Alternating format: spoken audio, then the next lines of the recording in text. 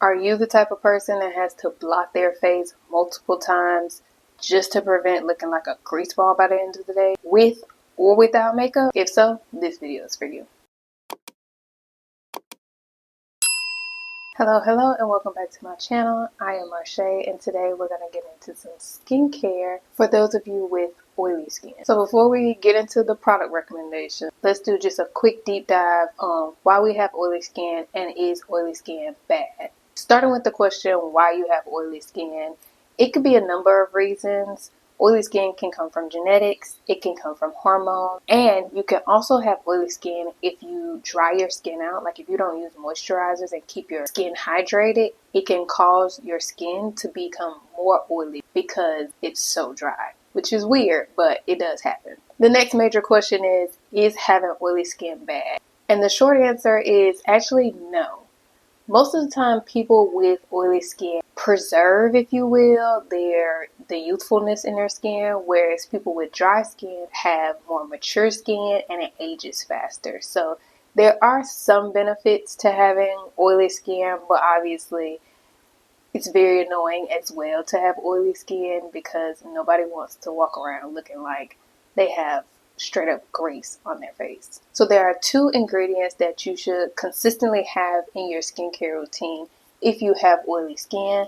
The first one is salicylic acid. The purpose of salicylic acid is to deep clean your pores, so to get all of that sebum or oil out of your skin so that your skin doesn't become overloaded and there's not sebum on top of sebum on top of sebum accumulating on your skin. There are several types of application methods for salicylic acid. There are cleansers, there are masks, there are moisturizers, there are serums. But for the most part, if you have oily skin, you want to stick to a 2% solution. That is going to be the most effective at cleaning your pores and controlling that oil production. So my favorite products that I actually have tested and used in the past are the CeraVe Salicylic Acid Cleanser at 2%, the Inkyless Salicylic Acid Cleanser, the Paula's Choice Salicylic Acid Exfoliant, which is almost like a toner, that is at 2% and has some other beneficial ingredients in it. The Ordinary 2% Serum, which is really good. I use that one probably the most of all of these. And then the Ordinary also has a salicylic acid mask that I used to use. I really liked it, but it's more of like a once a week, twice a week kind of thing. I would definitely recommend the mask if you wear a lot of makeup. When I was doing a lot of photo shoots and a lot of things involved with makeup, I would 100% use this mask once a week to keep down my oil production and the clogging of my pores. Now, the second ingredient you want to consistently have in your skincare routine is niacinamide.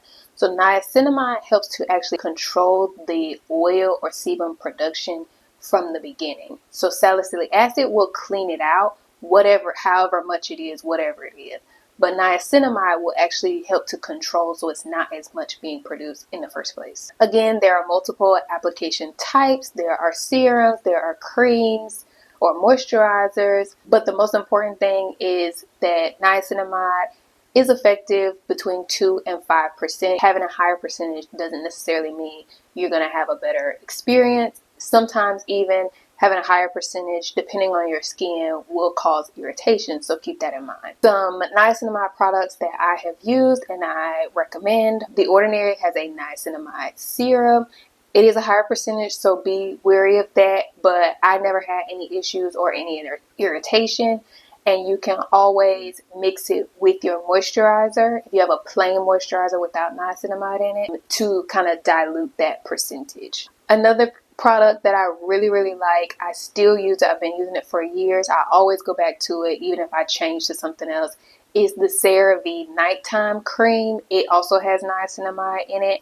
I really like this cream for a plethora of reasons. Right now I even use it. I'm using a prescription strength tretinoin, which does not have any other active ingredients in it. So I combine that with the CeraVe Nighttime Cream, which does pair really well with tretinoin. So there you have it, my recommendations for products that address oily skin. Now, if you do not have acne, these ingredients and these products will definitely work for you.